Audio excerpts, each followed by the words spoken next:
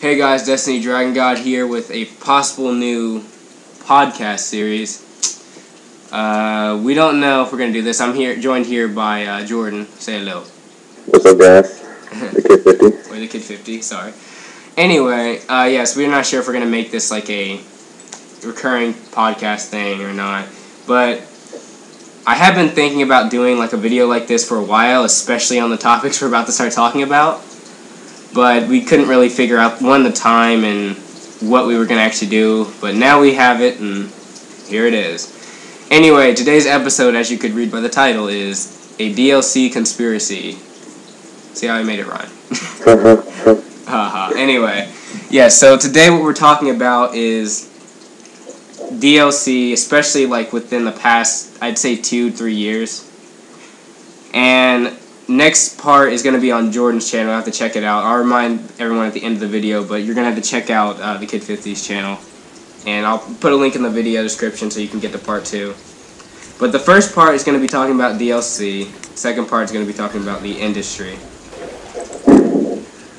But anyway, let's get into the meat and potatoes. So first of all, for those of you that are new to gaming, if some of you are new, I don't know, anyway, brief DLC history. So, what is DLC? You want to explain a little bit? Sure. Okay. So, DLC, if you don't know what that acronym means already, is downloadable content. Basically, quite surprisingly, it actually started way back with the Dreamcast.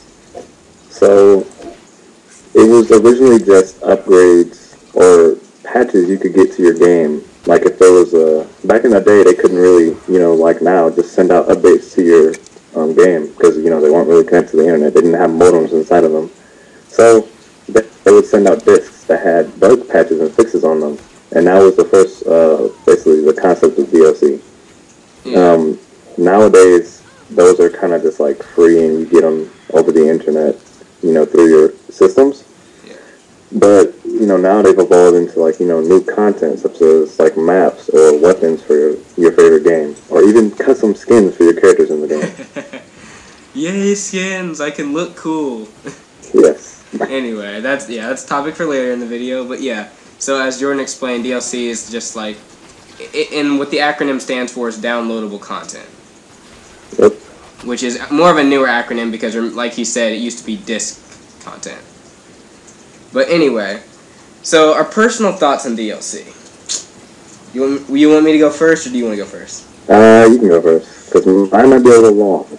Okay, so personally, do I like DLC or do I think it's a good idea? Now, as I know that for some people wondering, like, well, these two are just a bunch of kids, they don't know anything. No, we've been with the gaming industry for, I'd at least say, the last 8, maybe 10 years. Yeah. So we might not have seen, like, some of those people that are, like, 40 years old that have been with it since, like he said, Dreamcast. But we've seen, especially lately, the trend of decline, and we're not happy about it. So, personally, it's not that I mind DLC, it's just that it's so repetitive, money grabbing. It's generally you don't see any good DLC, and I use that like as a basis for stuff because good can have a few different meanings depending on who you're talking to. But I'd say a good DLC is something that you're not like. How to put it? I'm trying to put it like in a way that doesn't sound just broad. Like, for example, somebody might complain about DLC being too short, right? Yeah. But you can't really...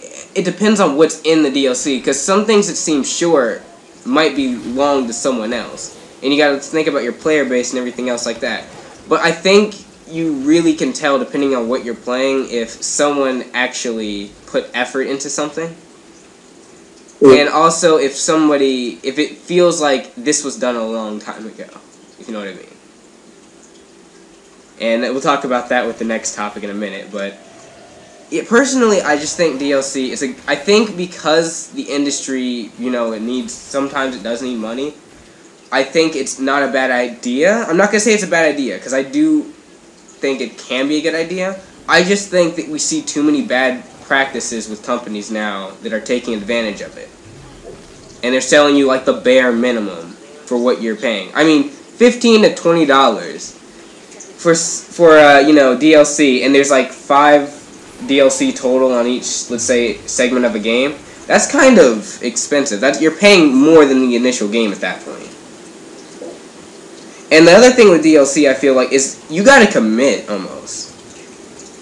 Because of this mentality of, like, if you don't get it, like, someone's gonna have, like, all this other stuff and cooler stuff. And I know it's, like, a personal thought as well, but it does... I feel like sometimes people miss the fact that some people think that really does matter, and that's what keeps them buying it. But yeah, Jordan, what's your thoughts on it? Okay. So, really, the original concept of DLC, I think, was a really good idea. Like, as an example, you could look at, like, GTA 5. They're basically, you know, every month or so they'll come out with, like, a new update, like, such as the hipster update or the military update, where you get new cars, new weapons, clothes, and everything for your character. And it's free. Like, it was to no charge because, well, obviously you already paid $60 for that game. And now you can just get that rest of the stuff. Now, the way it is today with most games is more like, hey, we're going to give you this product, and a couple months or even maybe the same day, we're going to give you these new things that you didn't get with the game. And then we're going to make you feel bad about not having them. So, hey, now you got to get this. Buyer's remorse. Yeah.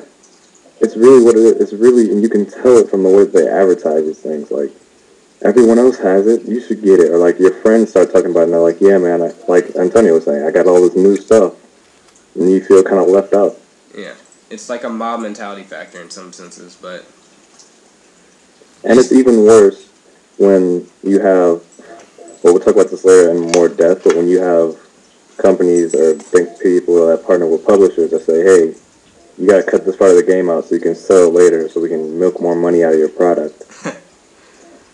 Unfortunately. Yeah, and that's the way it kind of like becomes a bad trend, is people are taking way too much advantage out of it.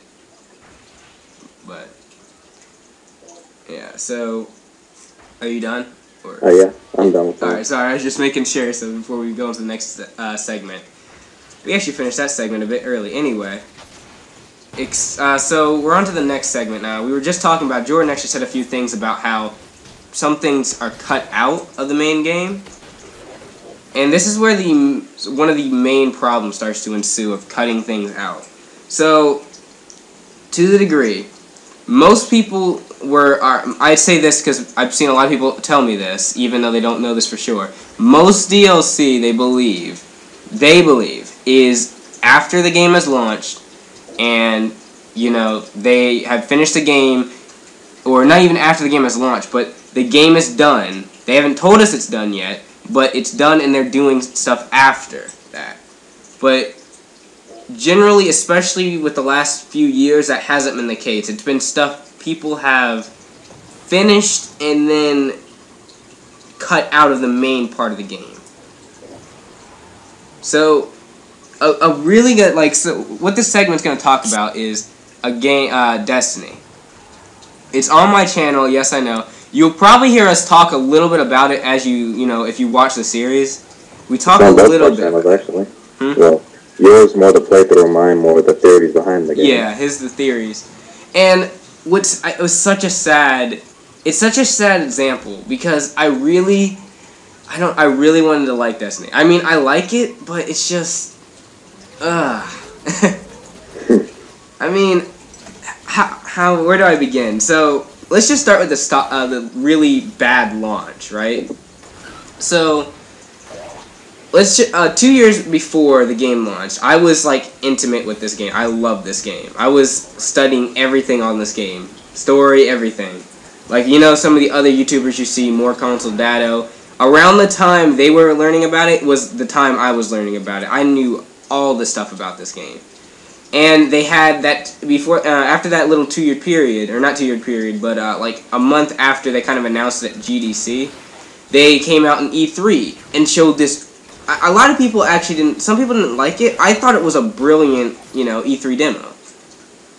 And I thought, and the way they made it sound was like that was a side mission. Like some of these missions you might find, if you ever played Destiny and you go to the free roam aspect, there's like those little short, stupid missions you do that are repetitive.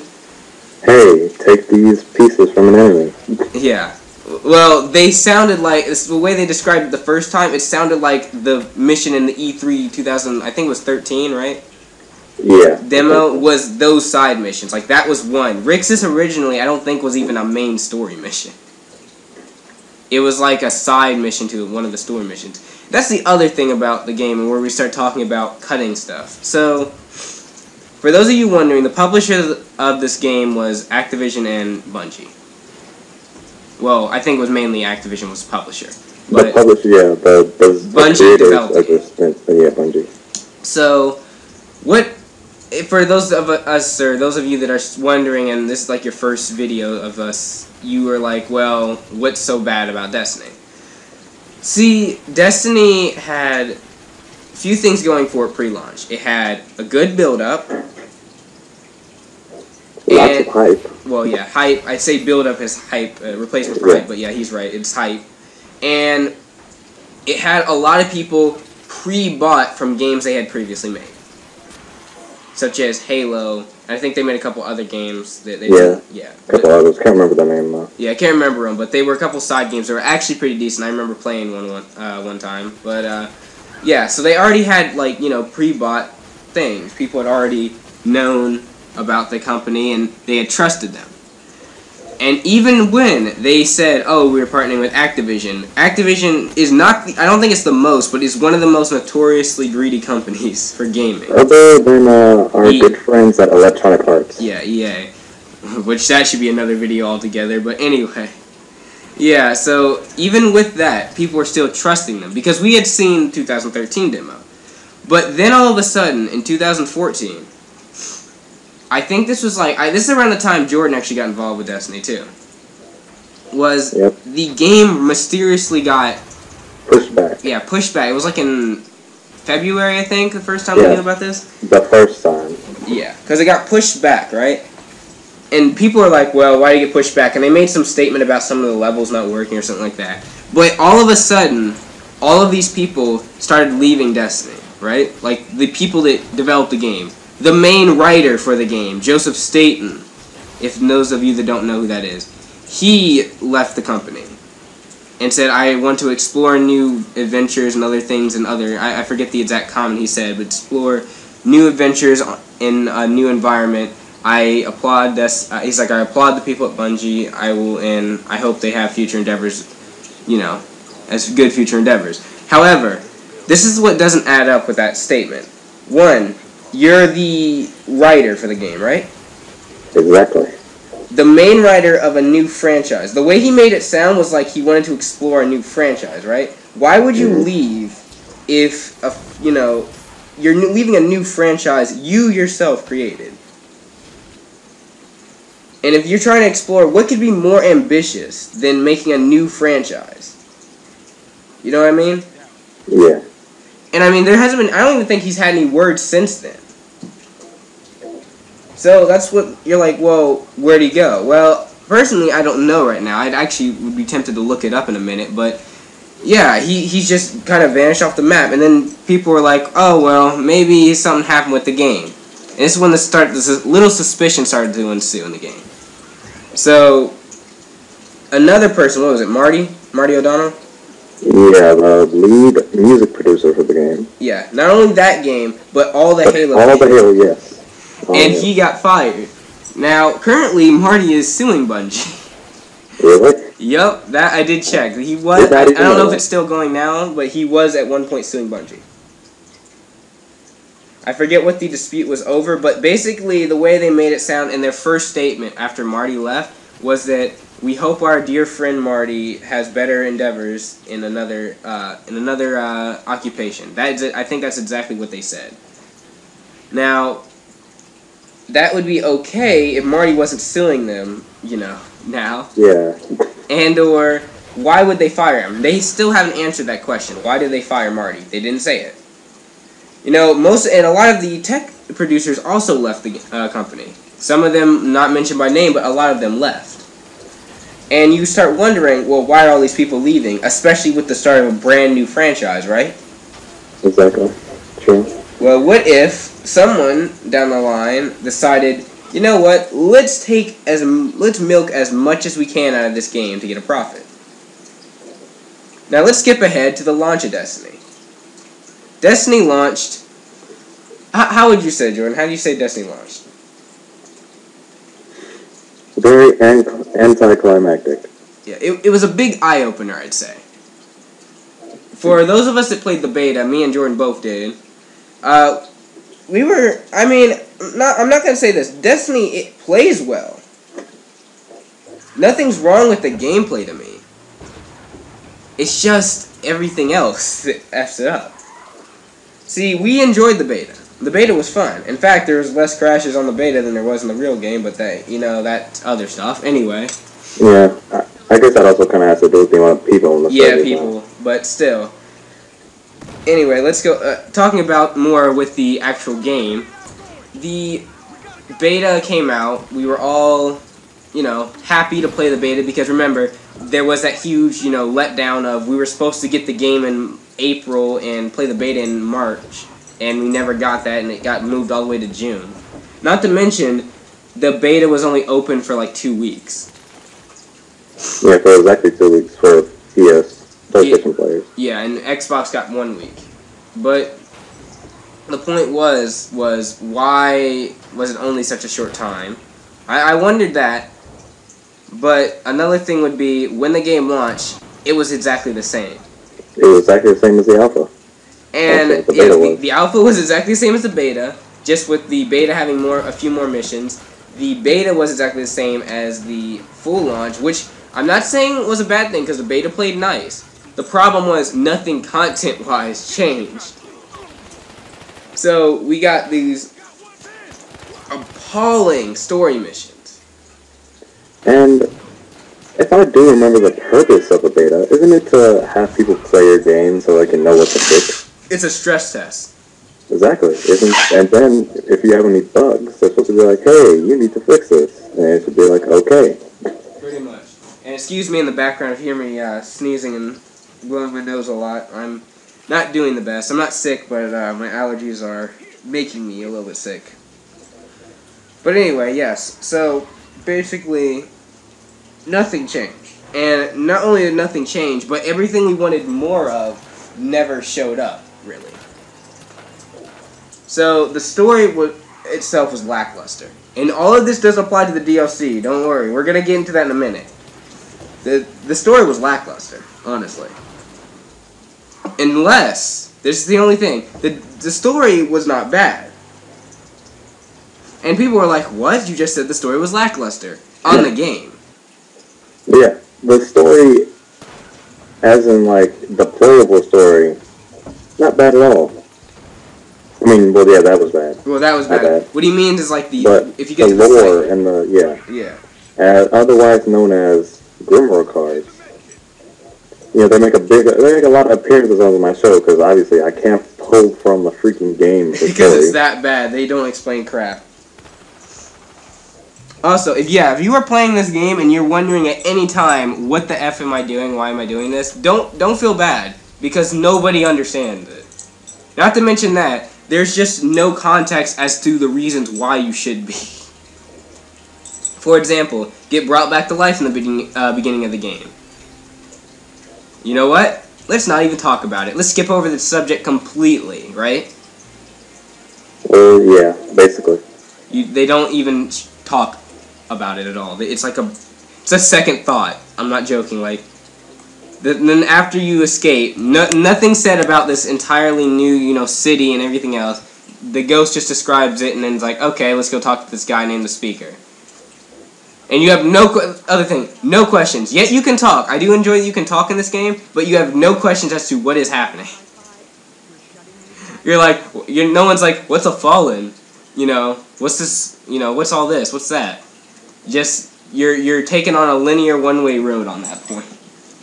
So even if you can look past the first part, it becomes this.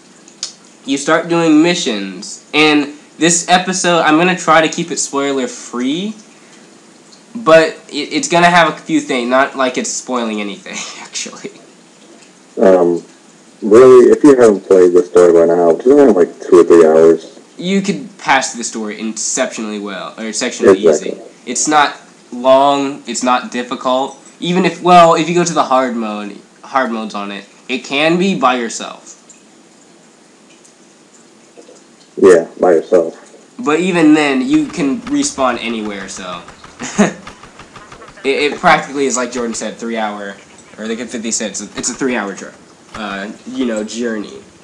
And it's not even a good 3 hour journey. You're not explained anything. You go from one minute. According to Destiny, it's going to be the best 3 hours of your life. Yes, the best linear 3 hours of your life. Unfortunately, even for linear standpoints, that was effing horrible. But anyway, yeah. So you're sitting here playing this game, and once you get to the end, trust me, once you get to the end, you're gonna be pissed. Because you're going to not understand anything of what you're doing. You know what? Right here, we should just have a clip of the final mission. You know what? I'm going to put one in. Just the clip of the final mission. Because know why. There's nothing good about it. It doesn't explain anything. In fact, it alludes to more crap that you don't know about. And unless you read the Grimoire cards... as we like to call it, DLC bait. Pretty much. Like, the freaking end of the game, some person, I'm not going to say the name, there's not even a name for this person, but, yeah. That's true. This woman, let's just say, gives you her weapon, you'll see it in the scene, and that's it. And leaves. You literally get in your ship and fly into, like, orbit over Earth. Yeah, which is, I mean, it would be cinematic if something actually happened. You did nothing. The woman, you don't even know this woman. You meet her twice, I think. Yeah. Other than that time, you meet her twice. Yeah, exactly. And she just shows up and says, "Here, take this." Like, who are you? What are you? But I forgot. She doesn't have time to explain why she doesn't have time to explain. Oh my god. The worst lines in that game. Well, best and worst lines in that game. Nobody explains anything, and they will repeatedly tell you they can't explain anything to you. So it's quite evident that it's that exit pencil crisis where nobody knows what they're doing. Yeah. And, yeah. But, God, it's so awful. It's filled with holes. That's where the DLC part comes in. Let's get to the DLC, since we've been ranting about this for about 10 minutes. Alright, here we go. So the DLC part. So... The DLC. Good lord. Okay. So, many people were not very happy with this downloadable content. Because, if we can actually go back to about 2013, 2014 time, there was a cutscene from the game showing you in the Cosmodrome with a certain character, the Queen's brother, otherwise known as Crow. Now, this was like the And if you don't read the Grimoire cards, you'll never know that, so... Yeah, exactly. But, basically what they said was, yeah, this is going to be like one of the first missions. You get the game, where is it? You don't meet the Queen's brother until you get, like, two-thirds of the way into the game. And then, you don't even know his backstory, because he's just, like, some random bodyguard that's the Queen's brother. Pretty much. So, basically, they're gonna use this in another DLC that's coming out soon. The House of Wolves. Now, as with the first DLC, it was the Dark Below, which basically was about the Hive. Now, here's the funny thing about these DLCs, though. The DLC content, or the areas where this content was going to be, was already in-game on the disc. Yeah, so this is where the controversy part comes in. Yeah, you could literally glitch, if you were good enough, you could find a place where you could glitch, or, just watch the video. You could find a place where you could glitch into these areas and literally walk through them. There's just no enemies inside. Yeah, so we were talking about this before Dark Below hit, and the only thing, because we couldn't say anything before Dark Below hit, because you can't say anything about something that's not in the game yet, right? Yeah. You have to be fair and at least say, okay, if they change something, at least change one thing, then yeah. But the problem was this. So, how we described the story about it being lackluster and filled with holes, it's literally like there's spots that just completely skip over. So you go from fighting the Hive to going to Venus, right? Yep. And repeatedly you're talked about this huge army underneath the moon that's coming to destroy Earth. Okay? Where is it? Yeah, you don't do anything about fighting this army. The last mission that's on the moon before you do the DLC stuff is just you finding a shard of the Traveler. It's not even spoiling anything. Because it's pathetic. It's not like, oh, you can use this shard of the Traveler to descend down even deeper into the moon. Nope. That has nothing to do with it. You're just gonna unlock the Venus place, right? Or unlock Venus. Because that's where I think you first meet this person. Or she just talks to you or whatever. Yeah, she talks to you there. Oh no, she talks to you on the moon. Yeah. The first time. Or on the moon right before you go down get the shard of Traveler. Yeah, until the temple. Yeah, so, Spoiler alert. Yes, yeah. Spoiler alert for those of us that still care. Anyway, you're brought to this scenario where there's a lot of stuff in the game it's not even you're going to be questioning because you didn't understand something someone said. It's just because they don't explain it nor they don't even show it. You go from one planet to the other without any context as to why, really. Other than just one random person told you to and hasn't even explained a reason why. And that's where the problem becomes, because Dark Below hits, and guess what? It's all about the Hive, right? Descending down to the depths of the Hellmouth, which is like the main structure the Hive built on the moon. And you're like, oh, this is cool. 3 missions, right?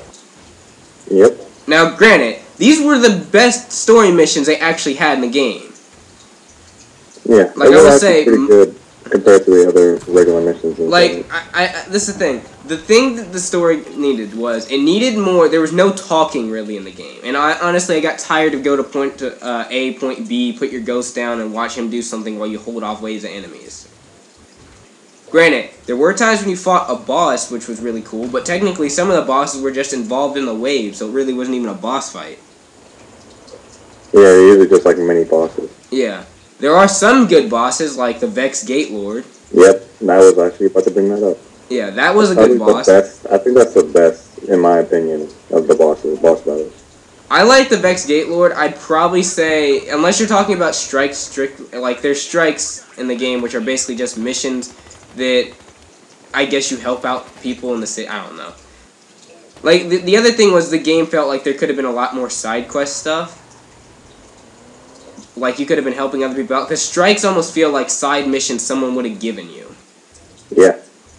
I mean, they try to give you an explanation before, like, some of them was like, Master Rahul needs you to go here, or like, Ikora Ray needs you to do something, crap like that, but it's the same stuff over and over these people. Once again, like, there's no character development at all in this game. Yeah. Most of you will just be like, okay, my Vanguard mentor is like, this guy, or this girl. But you don't know anything about them, and they won't tell you any of their history. And literally, once again, the only way to learn about them, you gotta go in the Grimoire, which isn't in the game. Yeah, unfortunately, they have not added the option, to select your freaking Grimoire cards in your game and read them. Even with that option, it's still pretty stupid. It really feels like someone just wrote out a draft and they just put the draft on the cards. Yeah, but actually, getting back to the DLC thing. Yeah. So, I really don't think, and this is just my personal opinion, but I don't really think that we should blame Bungie for these things. I feel like they had all this planned out. Like, obviously they were showing these trailers and stuff before, Activision had any say of really what they were doing. Because it wasn't even finalized. That was just like, that rough draft and everything. But then once Activision stepped in, they were like, hey, we're going to cut pieces of your story out so we can get more money and some later. And there are really big examples of Activision doing this to other games. Yeah, but... Take Call of Duty, for example. Why are there so little amount of maps in the base story game or in the base multiplayer game? But then, suddenly, a month later, hey, we got map packs for you out of nowhere. Or we got new guns. Like, weren't these seem like they should have been in the game already. Yeah. And that's the other thing. Actually And sometimes they're actually from places that you play in the story. Like, Yeah. why weren't they there? Like, one of the other things DLC can do for people, and this is just in general, the buyer's remorse thing we were talking about, is if you feel like something was definitely in the game or should have been, you'll get that buyer's remorse feeling. Yeah, because you're like, well, I want this because it should have been already in my game, and I want to experience the full game. And, alright, so going back to Destiny a bit, I'm sorry, but if anybody tells you this differently, they're lying to you or they don't know what they're talking about. And I can safely say that with true certainty. For Dark Below, maybe not House of Wolves. I can say a little bit with House of Wolves, but I don't know for sure. Like I said, you can say some things, but not everything about something that hasn't come out yet. But let's put it this way. Dark Below, like we said earlier in the video, changed nothing but, what was it? Enemies, that's it. So this is the thing, all the areas in the game that you see in the Dark Below were in the game, where they were burned onto your disc previously. You could get to these areas, you had to glitch into them, but there's the only thing keeping you there were these little pink stupid barriers they put up in corners. Which you could miraculously get behind. It almost was like, someone put a path literally right there. Some of the freaking glitch spots, it was like there were just perfect paths to them. Like I know one of the Hive ones, when you get into the Chamber of Night, it was like a perfect path built for you to do it. It was like the holes were in the exact right spots you needed to.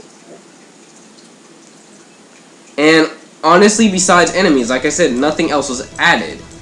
You were like, well, what about weapons? And me and Jordan were talking about this one time. He was like, what about weapons and armor? All of the weapons and armor were found in the game's database long before the DLC even hit. Yeah, that's how, well, if you follow other, like, major YouTubers, like, War Console, they already had the information for the weapons and armor well before the game came out, and now we even have leaked images of freaking House of Wolves, and it's not supposed to come out until, like, June. Yeah, and the problem with this is, it's not like they're, some people believe, and this is true for some points, that people leak stuff so that the game gets more publicity. That is true, but these aren't leaks, they're just literally in the game's database and they can't hide them. Yeah. They were in foreign languages, but that doesn't deny the fact that they weren't there. And you know, Bungie tries to hide it by saying, don't believe everything that you see. Those aren't confirmed for sure. Well, okay, this is the thing. Well, remember they said about Dark Below, that wasn't confirmed for sure. The only thing we saw was enemies added. Exactly. And a few gun name changes. Ooh, they changed the name of the gun. But stats things and everything else for games, that's why you can find stats for weapons that don't exist yet. They might have mystery titles, but their gun stat does not change. Because all of that stuff is already on your disc, it's burned in.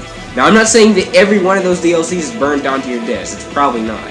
For example, the Vex Void DLC and the, the Cabal one's coming out, like, next year.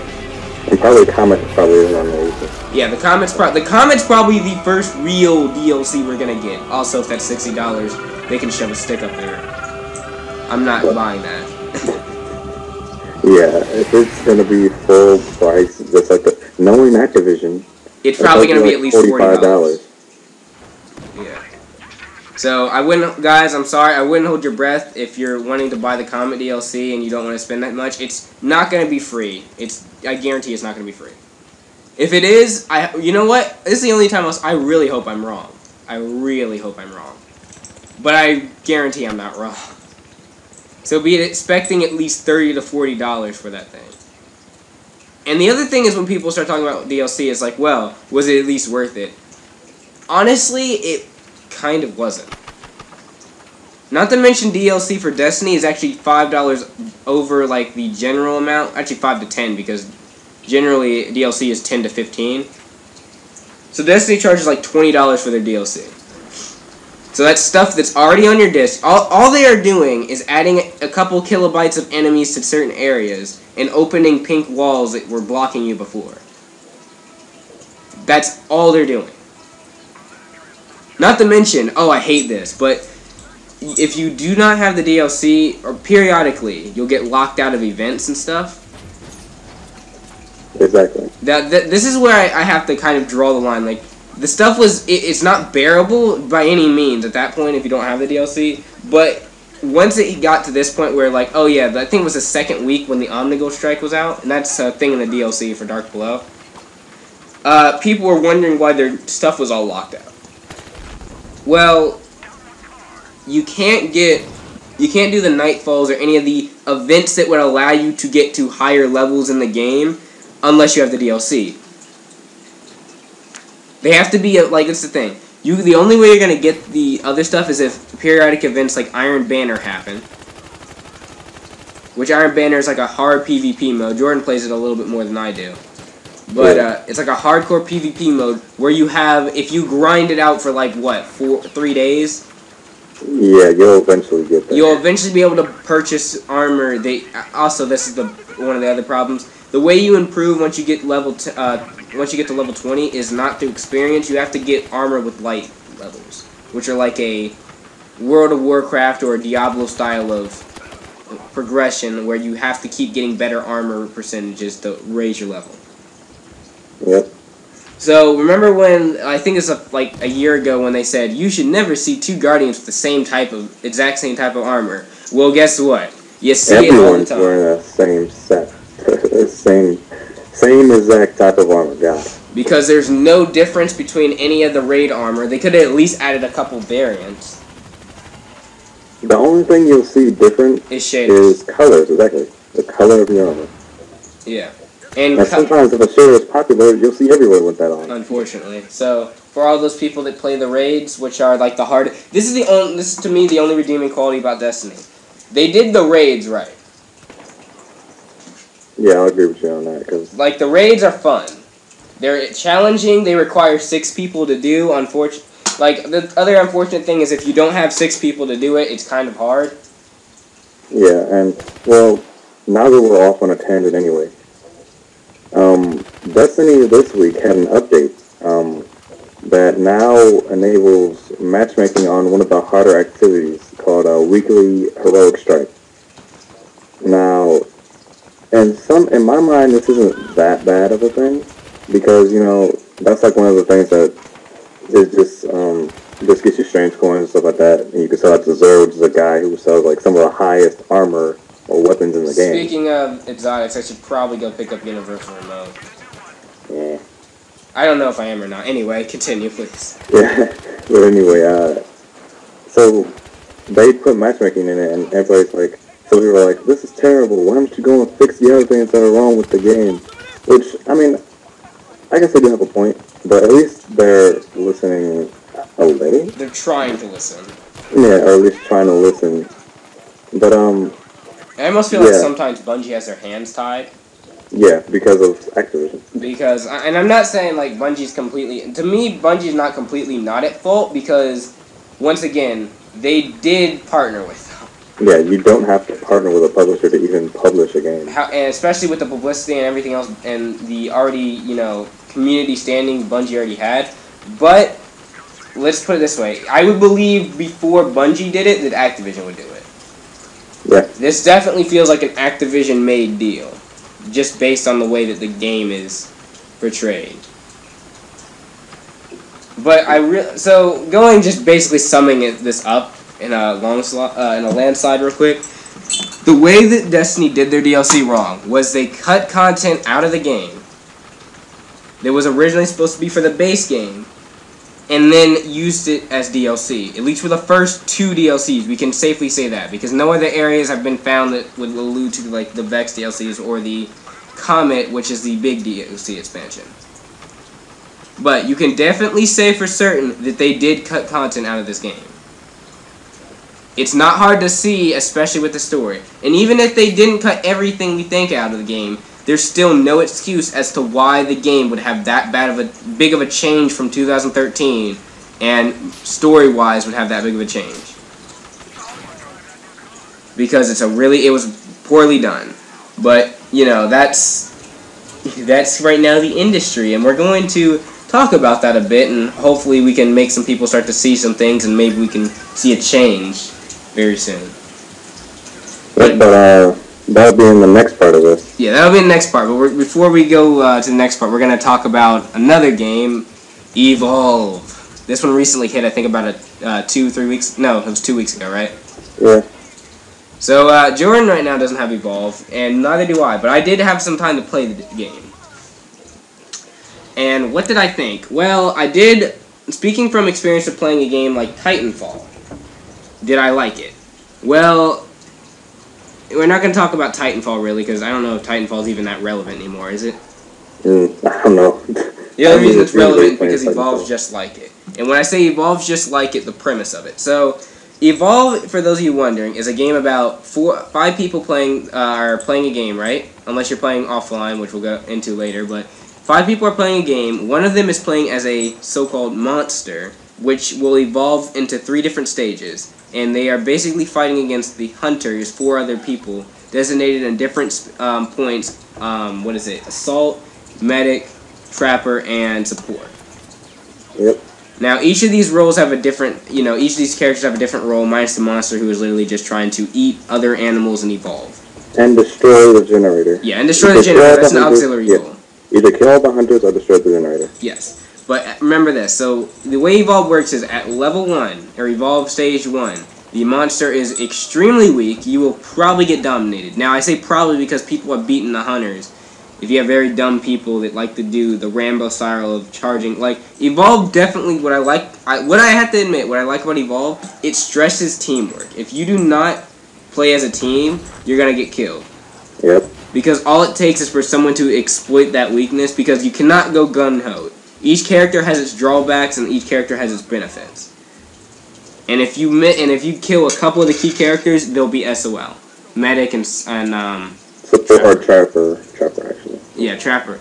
And we're going to talk about now is really just what is wrong with the game. Oh, wait, sorry. Let me explain 2 other things first. Yeah, second stage, you are par with the hunters, and third stage, you can kill the hunters easily.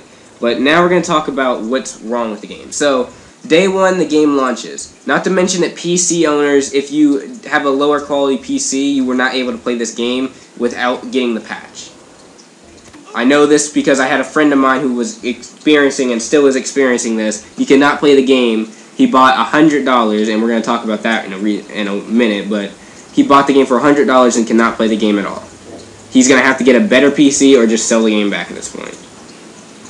So, besides the patch problems, which I'm guessing will get fixed very soon, I hope get fixed very soon, let's talk about the game as a whole. So the premise of Evolve, like I explained, it's the 4 hunters versus the 1 monster. Now, is that fun? Yes, it is, but it's also bad. It's fun when you have people doing what they're supposed to do. It's stupid when you have one person. Like, this is the thing. One person F's it up. Just one person can F everything up. It's a really crucial game that you don't want to have F'd up. Because it basically dictates whether you're going to have a good game or a sorry-ass game that you're gonna not talk about at all, and it's gonna be bad. Because game length stretch between 10 minutes to freaking, like, I think was not 120. It was, 80. 80 or 90 minutes. Or is it, I don't know, it's like 80 or 90 or it's 50. But basically you can spend almost about an hour playing this game. Now, is it a fun hour? Hell no, it's not. It's the most repetitive and boring hour you're probably going to spend in this game. The reason why is because not the strongest class, but the most important class, and this is to this game specifically, is the Trapper. The Trapper dictates how your gameplay is going to be. Because the monster can run pretty fast. Every monster can pretty much outrun you all. It's not that difficult to do. And shooting at the monster while he's running will make him get a stamina regen and make him run faster. So it's not really helpful to shoot said monster. Now, what does the Trapper do that limits this? Well, 1, you can have harpoon guns. You can have, there's the medic, and they can do tranquilizers. And I think there's other harpoon traps that work as well on the monster. They keep him sort of steady. Yeah, but the biggest thing is the Trapper's shield. Yeah, the Trapper's biodome, if you want to call it. Basically, he puts this shield down that traps the monster in an enclosed space where you guys can tank down his health and eventually kill it. Because the monster cannot restore health, but it can get armor back, which is something it gets from eating.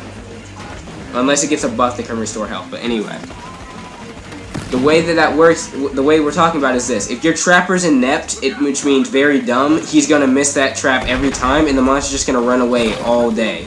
And it becomes a very, very tedious cat and mouse game at some point. I played a game one time that was almost 50 minutes, and I hated it. That was one of the, I can safely say it was one of the worst times I've ever had playing a game. It was just boring. We couldn't catch the damn thing because our trapper was dumber than a pile of freaking rocks. And it was a bad experience. Now, that's not to say that you're always going to have that type of experience, because there are a couple of times where you're going to love it. But it's very few times you're going to have it. And then we come to the part of, well, even with all this, you know, well, it's sometimes good, sometimes bad. Would you still say it's worth the $60? Not really. It's probably I'd pay maybe 30 to 40, maybe. Maybe not even 40, probably 30. But then we have the DLC. Ha ha ha. So even with all those redeeming qualities, haha, very funny. Anyway, yeah, they think they can sell what's known as another thing in the gaming industry, Day 1 DLC. Now remember, all the Day 1 DLC, and Jordan can talk about this a little bit more, is it's all cosmetic. So you need to know cosmetic DLC changes nothing with the game. It just alters the way your character will look. And you want to elaborate a bit more? Okay, so if anyone, you know, if you play the game like, say, Borderlands 2 is a great, or Borderlands in general, is a great example of this. Now, like in that game, usually if you're running around, you know, doing the usual missions, killing crap, you'll get skins or like get additional, like head pieces or like, you know, colors.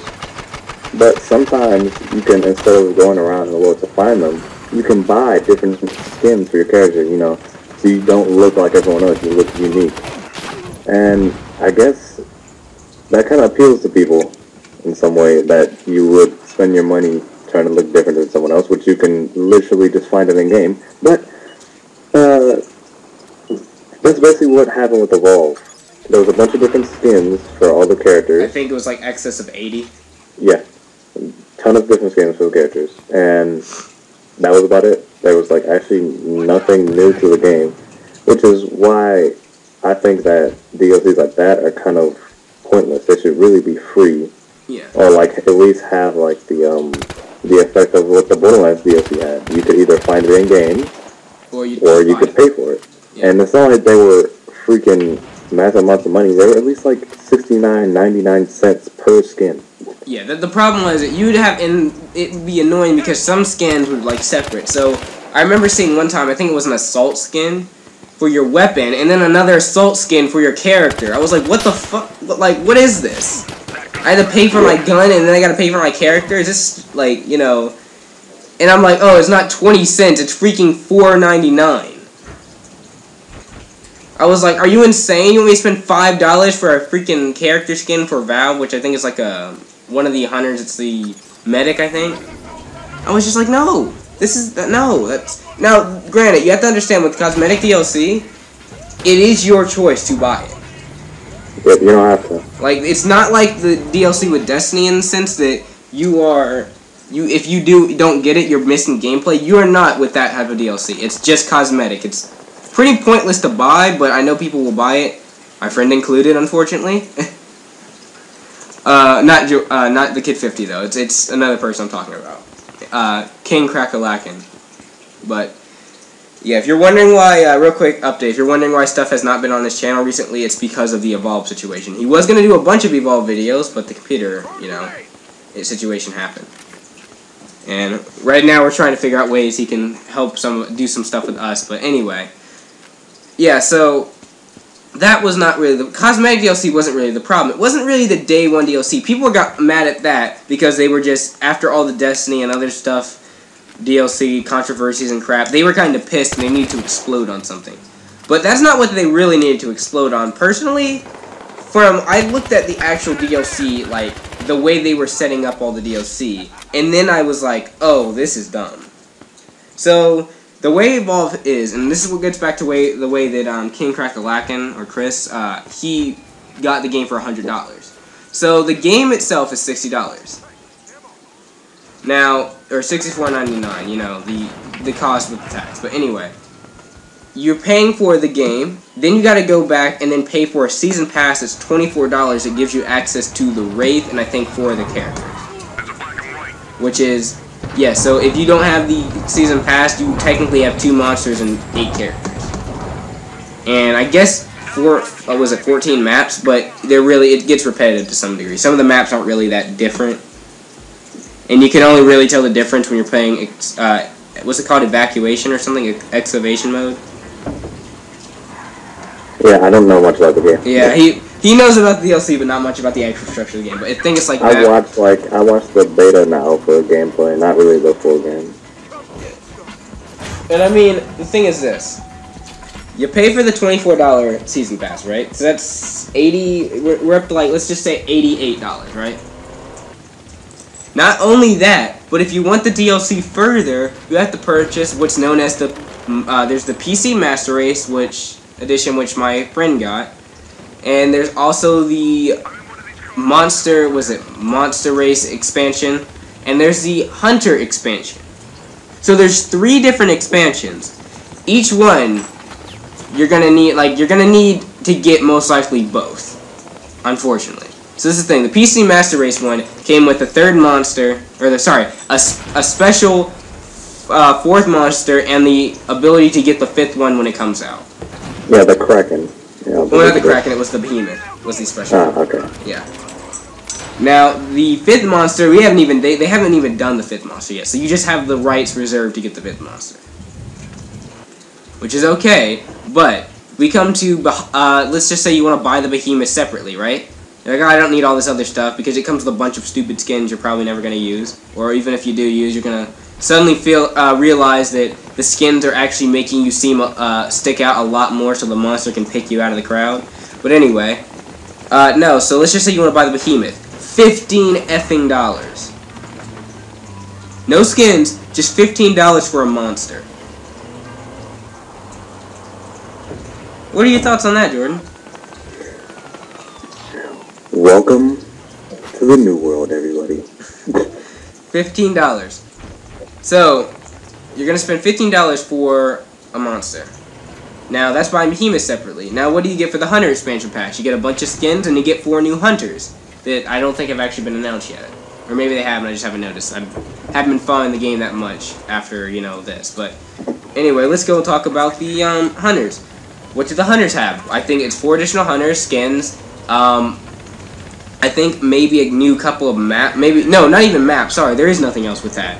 And that's $15 or $16 as well. Now, is that worth it? No, maybe $10, but it's definitely not $15. And really, it's like if you get the PC Master Race Edition, you're not gonna get the Hunters, so you gotta go get the Hunters separately. So at that point, let's just say you buy one of the DLCs, the Master Race, the Monster Race, or the Hunter DLC. You're spending now over $55 extra for this game. 55. So you've almost spent $120 for one game at this point. And that's just on launch. Sounds like a great deal, doesn't everybody? Now buy our DLC. And quote, this is what their CEO, 2K, I think it's is it 2K or Bethesda, said. It is, I don't know if it's Bethesda, I think it might be 2K. I think it was 2K that said this. Note, and quote, our game is built from the ground up to support DLC. The game, the game was initially announced, most people don't know this, but when the game was first announced, I think it was like a year ago, the first thing out for the game was not gameplay, was not special features, it was what you're gonna get for pre-ordering and what possible DLC you get. And quote, he said, our game is built from the ground up to support DLC. Yeah, I don't think that's one thing you want to say when you're trying to sell a game. And we've gotten to the point now in the industry where we've just been saying, well, we start talking about DLC at the beginning of the game. Like, we don't even think about, well, let's think about that after the launch of the game. No, let's start thinking about DLC right now. It's about time we start thinking about it now. But, anyway. Yeah, so the way that Evolve messes up explaining, like converging all the thoughts on that one, the way Evolve is effing up is because the DLC is, 1, confusing to understand, 2, if you purchase all this stuff, it's going to be excess 120, maybe more. 3, you're spending $120 for a game you don't know you're actually going to like. And me and Jordan are both guilty of doing this with Destiny. We bought the expansion pass that gave us House of Wolves and Dark Below. Now, Yep. not saying that we're not enjoying a little bit of Destiny. Destiny is a little bit, it's fun, but we're definitely getting ripped off. I don't mind openly admitting. At least, what, like 95? We paid $95 for Destiny. And you know what? Can I say I'm loving every $95 of it? No, I'm not actually. In fact, I don't think I played the game for like the past 2-3 weeks, have I? No, you haven't been on at all, really. Yeah, I haven't been on at all really playing, but I've been actually doing a bunch of recordings for the other games, but I haven't had the strength to just pick up Destiny. I need to take a hiatus on it. And that's something I had to do with GTA, a great game in my opinion, but it wasn't Which because... I am currently playing. Yeah, it wasn't because I couldn't play it, it wasn't because the GTA did something bad to me. The reason why I took a hiatus from GTA was because I just couldn't get any money, and I got, that was the only problem with GTA. It was just really difficult to make money. Or, he was like, waiting for them heists, though. Yeah, or the heist, which we will do videos in. Don't worry, guys. You'll see a bunch of that. But, yeah, so just summing up Evolve, it was too many places at once, and it tried to... It really didn't have what it needed to. Besides, the ending cutscene of I don't know if I'm going to be able to get the clip in here, but the ending cutscene for the game is when you finish the evacuation mode, which is a bare minimum story with no context, you are then at the... I'll just describe it since I can't put it in, but you're... Basically, all the hunters are in a group, and they're just shooting at all the monsters that are charging them in a circle, right? Like the Last Stand sort of, mentality. And then the opening scene, or not the opening scene, the ending scene cuts out as soon as they, the monsters jump. Or if you lose to the monster, all it shows is that exact same scene, and then it just shows you getting killed. That's the ending of Evolve, everybody. Spoiler alert. It's not even a spoiler. It's something you could finish in about an hour. If you're fast with it, you could finish this game in about an hour. That's really like that Titanfall mentality. And that's why I said it's comparable to Titanfall. Titanfall had no story. This guy followed me all the way around. But yeah, it's just... And we're going to lead into the next topic, which is going to be in part 2, but we're just leading a bit here. It's why are the reasons this is happening? Why do we keep seeing these bad trends of games with horrible DLC, horrible plans, and why is the game industry accepting them? At some points, I just think people are just not, they don't want to attack the developers or the publishers because they're afraid of what might happen. Oh, my favorite game might get taken off the market. Or, they're just going to get mad at us and they're just going to, raise the price. Listen, we're all gamers, right? Yep, most of us. Most of their incomes come from said gamers. They don't respond to threats. They respond to profit values decreasing. Exactly. If you want to make a point to a company, a major corporation, make their product look horrible and make it unappeasing, and they will listen. They'll either listen or they'll have to meet you to some degree in terms, because you have to appease your market even if you don't want to. That's the first rule of business. Even if you hate your market, you have to appease certain degrees to your market. Because and you got to realize this: once you realize that no matter what they do, they make the games, but unless they have the people to play them and purchase them, they're just stock on shelves. It's a hand-in-hand thing. If we don't play the games, we might not get enjoyment. But if we don't purchase the games, they don't get money. And that's a big problem to companies like EA, Activision, and them. Because they're a business to make money. Now, I'm not saying business really is. Well, most of the time, making money. Now, I mean, I'm not saying there are companies that are in it to make money, but they do give back to their player base. That's okay. But with companies like Activision, they are just in it for the money. They could care less probably about what you think. But if you make their profits tank, they will care to a degree and at least meet something. We really need to stop. We really need to start seeing this trend, go back up, because enough with this. I'm gonna just say it, half-ass DLC. Enough with this half-ass game. The next game I'm purchasing is going to be a game called No Man's Sky. I've actually done a video on it, and I would advise you guys to go see. It's a little bit of what we know about the game so far. But that game right now is only going to have patches and no DLC, so it's got 2 things I love already. It's procedurally generated, and it's a space exploration game. Another game you could also get is Star Citizen. I would advise if you get the chance to get both of these games when they come out. But definitely get those games, because those games are, that's what I'm banging on to hope, to bring this industry a little bit up. I have not purchased a Call of Duty game in the last 2 years. And the one that I had, I actually gave away. Yeah. So for those of you that are super COD fans and gonna run in the comment section and start defending your favorite game and everything else, listen. We don't really care. You can defend your game all you want. But don't just say, that's stupid, and then, sad face or angry face. Give a reason why, because me and Jordan will be happy to talk to you in the comment section about what reasons might be true and what reasons might not be true. Yeah, and trust me, I'm a debater. I can argue. Yeah. He is very good at debating. I'm not that bad myself, I will say. He's in a debate class, course or whatever, but I'm not. 18. Yeah, I'm not, but I still know how to debate.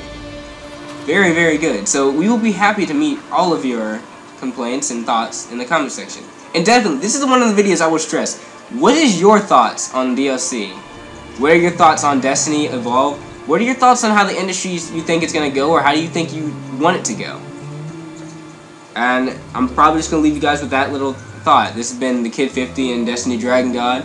Go to Jordan's channel. I'll leave a link in the video box below, or description box below, to go to the part 2 on his channel. Yep. And yeah, we'll see you in the next episode.